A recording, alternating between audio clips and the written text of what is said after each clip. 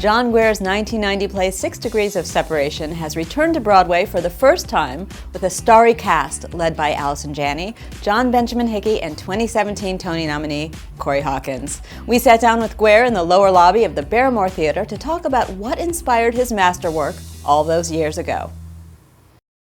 It was 1983, and I was working in London, and friends called me and they said, "We have to meet you today. When can we meet? Can we come for dinner?" They said, "Hey, we got a story to tell you."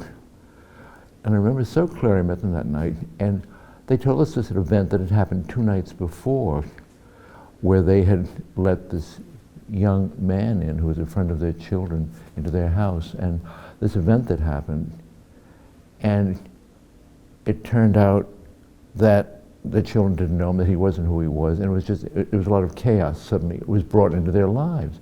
And about 3 months later, I was back in New York, and I saw in the ever-popular Post a headline, "Young man posing as Sidney Poitier's son arrested," and I read about it. It was really interesting, it just fascinated me. The end. And also, because these men, people were trying to find this man in the course of the play. And I said, how will they find him? And then I remembered this idea of we're separated by 6 people.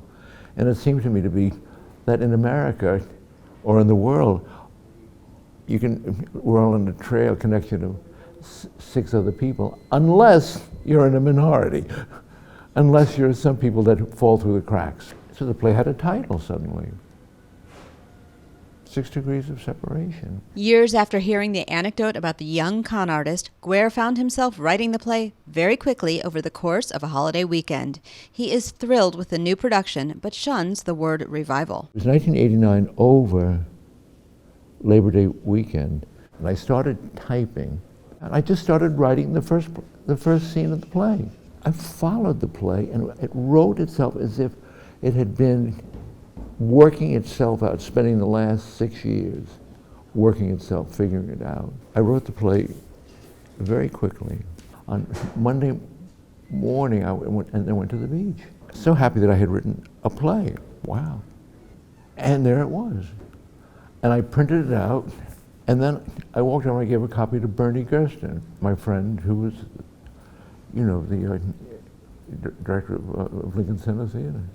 And the next morning, Bernie called me, he said, "I read the play, we're doing it." The play has no rewrites. It would be a revival if I was trying to make it a museum piece and try to recapture every moment. They lifted their pinky on this line, and they looked over there, and they touched their head there.